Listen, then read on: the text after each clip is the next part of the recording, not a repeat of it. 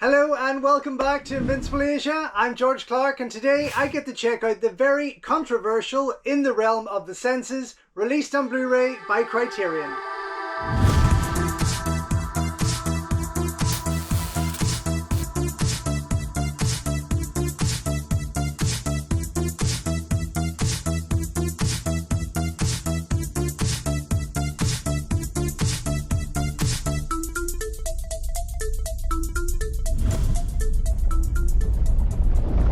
Don't forget folks, before we go any further, if you haven't already, please subscribe to the channel, like the video, ring the bell and all that jibber jabber, and thank you very much for supporting Invincible Asia.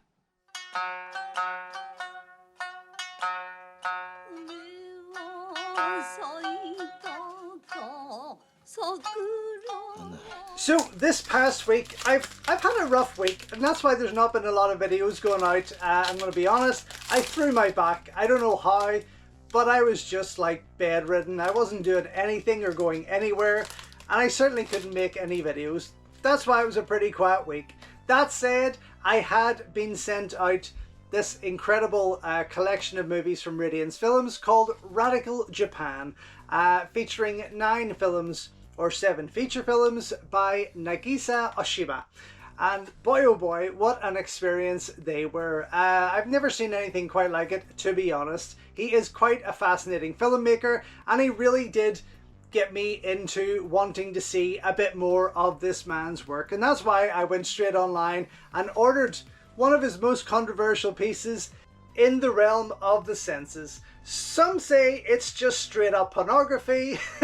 Some say there's a political agenda, but after watching this box set from Radiance Films, which please by all means go to my website, check out the full review and breakdown on that particular set, because it is absolutely beautiful and definitely well worth picking up if you're a fan of his work.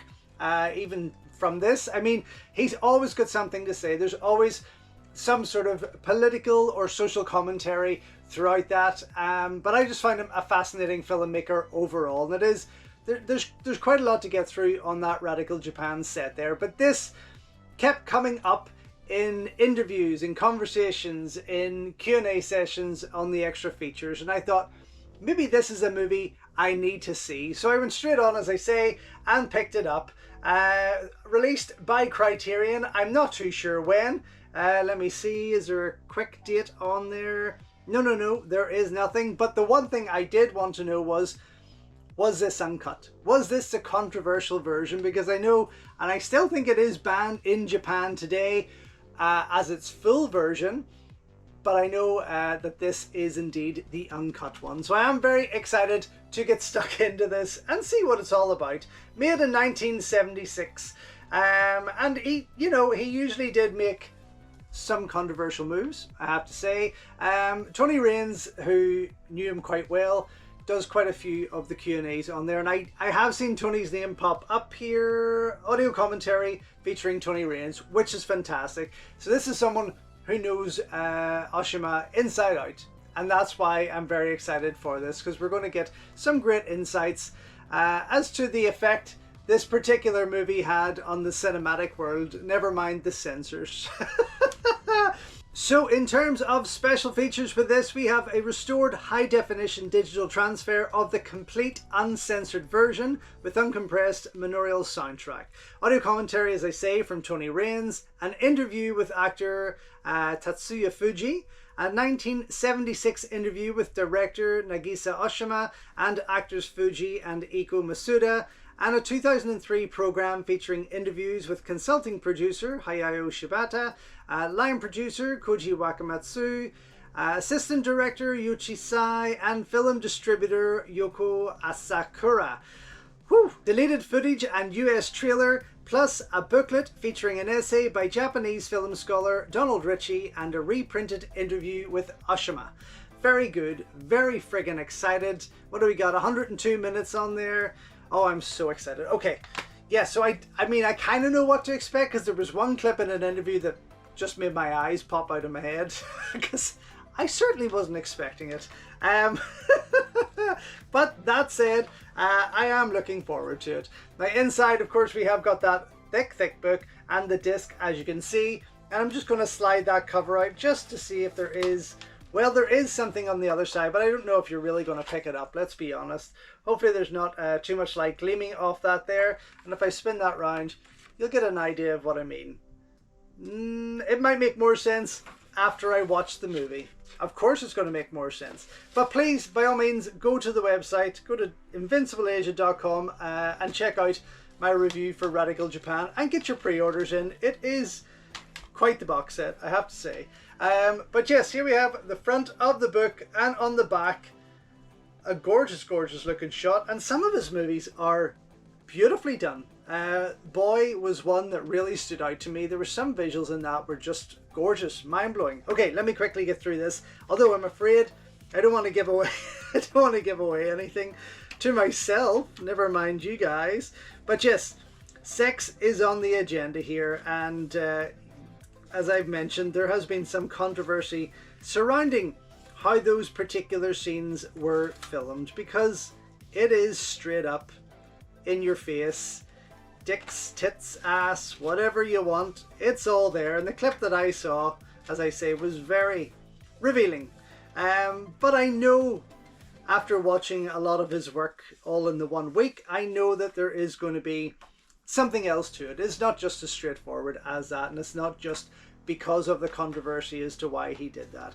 Anyway, that's all there is to share with you. I am going to go check this out. I don't think I'm going to convince my husband to be able to watch this with me, but I'm going to check out everything on here, come right back and let you know what I think.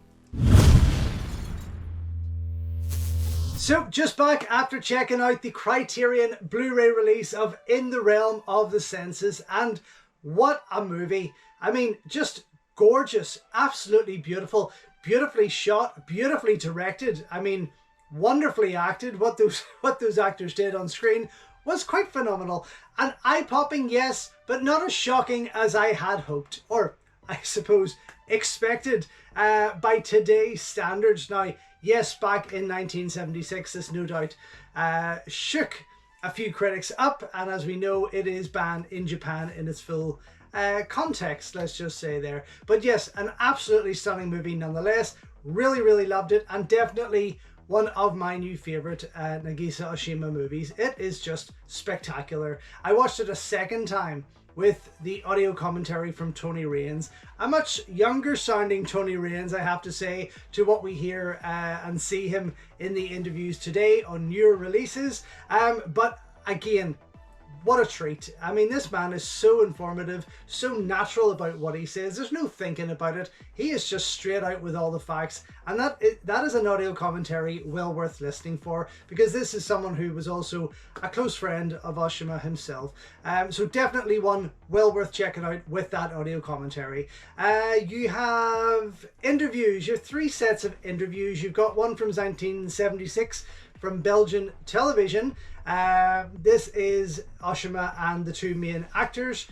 I mean, it's an interesting interview. It's obviously a wee bit older, and because of the lost in translation, I suppose there's a wee bit of a delay there, but that ran for just over 5 minutes in length.